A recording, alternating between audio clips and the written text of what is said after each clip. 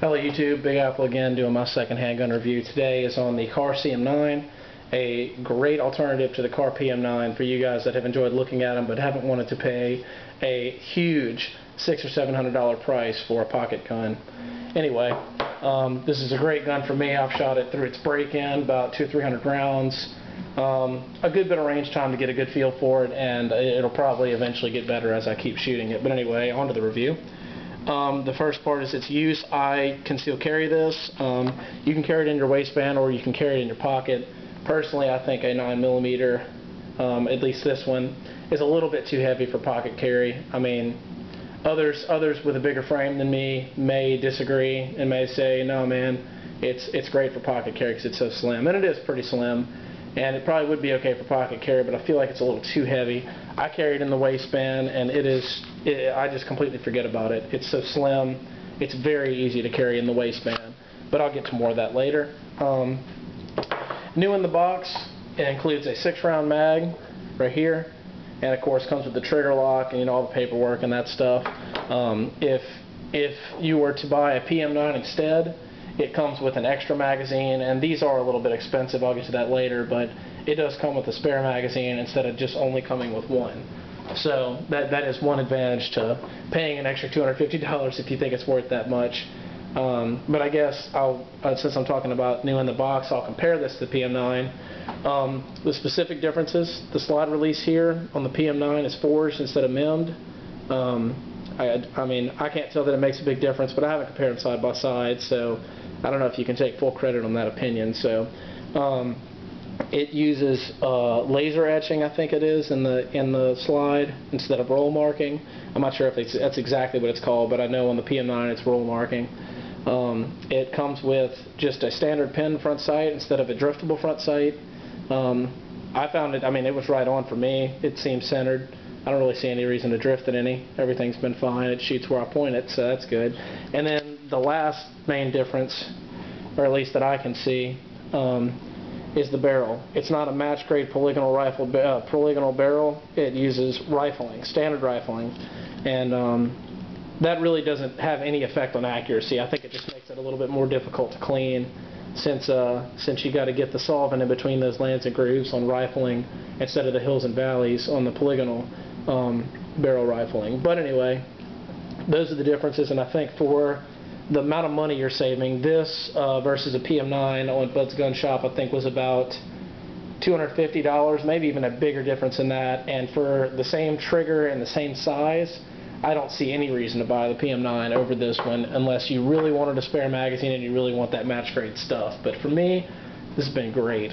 On to weight, 14 ounces empty. This is extremely light. This is probably one of the smallest 9mm compact pistols you can get on the market. Excuse me, subcompact pistols you can get on the market that are this light, besides like the Kel-Tec PF9 that probably weighs about the same as that. But compared to my Ruger SR9C, which I had reviewed before, I changed my concealed carry to this one. I can carry it more often. I can forget about it. It's a lot lighter.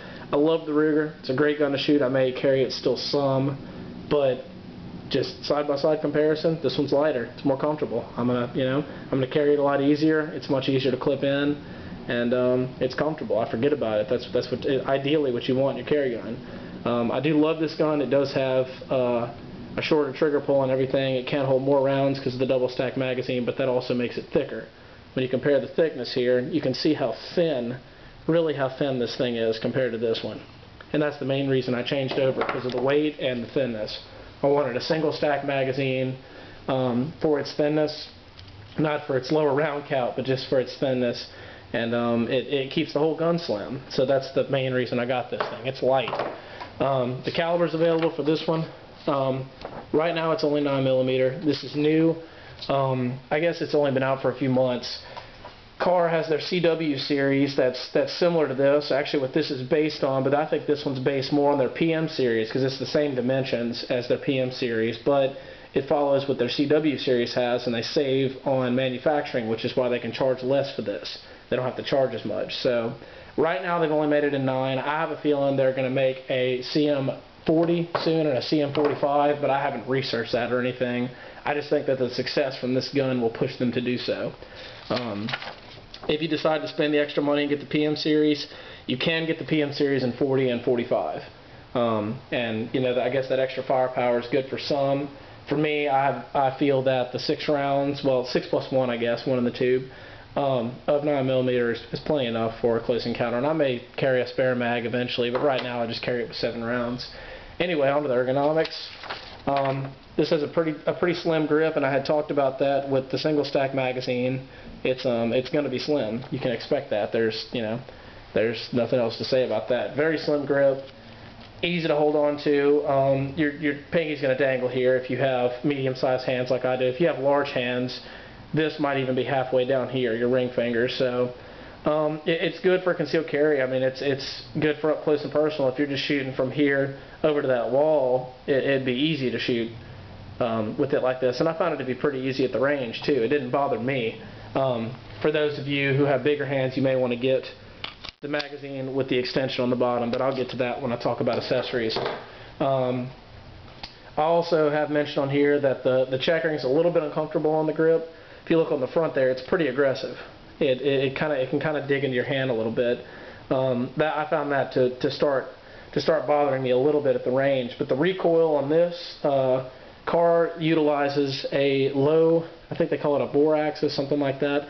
How close the barrel is to your hand, they make it as low as possible. For those of you who have shot a Keltec PF9 and have buried through the nasty punch of it shooting straight up, this one is a great alternative because it really pushes directly in your hand. If you compare it to my SR9, obviously there's going to be a recoil difference since the SR9's heavier, it's bigger. But this one was actually pretty fun to shoot. I enjoyed it. I enjoyed shooting this gun, especially shooting some of my reloads with power pistol. If those of you watching this have used that, the fireball coming out this tiny barrel was pretty insane, which I thought was pretty cool. But anyway, that's another topic. So, but for the grip, I may eventually get a rubber slip-on piece that makes it more comfortable because that kind of digs in after a while. The slide release, Kahr suggests that when you're going through the break-in, or maybe all the time, I'm not sure, but they suggest you load your first round using the slide release and not slingshotting it with your hand, even if it's already back. Mine is still stiff. It does have a 200 round break-in period. That's what Kahr suggests, just because their tolerances are very tight. But I didn't get any failures, and I'm going to get to that in reliability. But for now, it's good.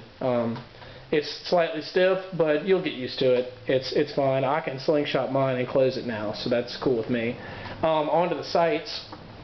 This utilizes a bar dot sight or 2-dot sight. If those of you watching have a Beretta M9, I'm sure that's one that has the same thing. I have a 92 with 3 dots, but as you can see, my SR9's got 3 dots, and my Beretta 92 that I'll eventually review also has 3 dots.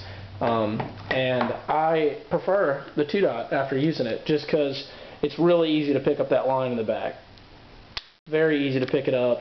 Doesn't take long, and I can get right on target comfortably, quickly. I prefer the bar dot after using it. This is the only one I have that has it, though. And onto the trigger. This has a great trigger. The guys at the range that I went to break it in actually complimented on it. One of them carries a Ruger LC9. It's a long pull, but it is buttery smooth. I think it's about 7 or 8 pounds, but I mean, you just glide through it. And I prefer this trigger over my Ruger's trigger. My Ruger's trigger breaks very, very close. You don't have to go far. As you can see, a lot less travel, but it's got the little piece in there, the little safety piece like on a Glock, and I don't know, I like it.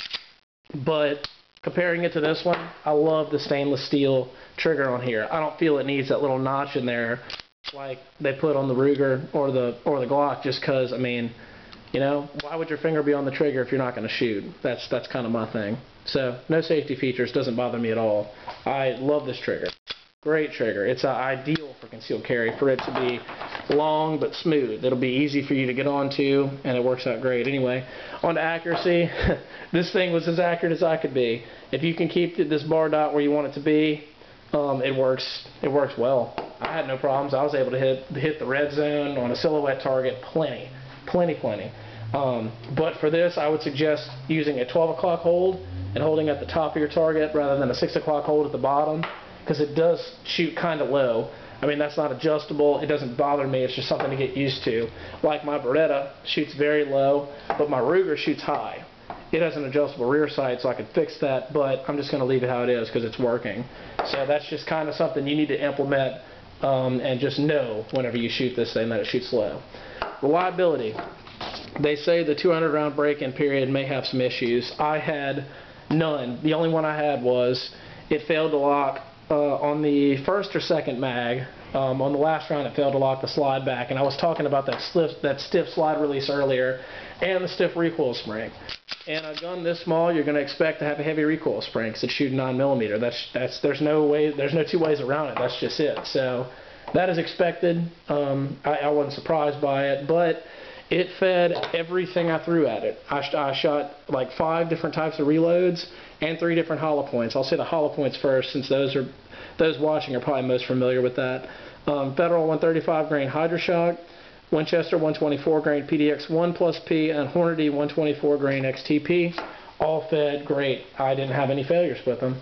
And my reloads, for those of you that reload, Barry's bullets. I used a 124 grain flat nose, 124 grain round nose, 115 grain round nose, 115 grain flat point, 124 grain hollow point, and my own special flavor that I like is a 100 grain round nose bullet. It's really a 380 projectile, but since they have the same diameter barrel, I can use it in this as long as I load it according to my reloading spec. But it fed everything. I really had no issues with it. My friend's PF9 had some issues with the extractor on his, which I'm sure he'll work out because the PF9 is a great gun, but this one, no failures, straight up.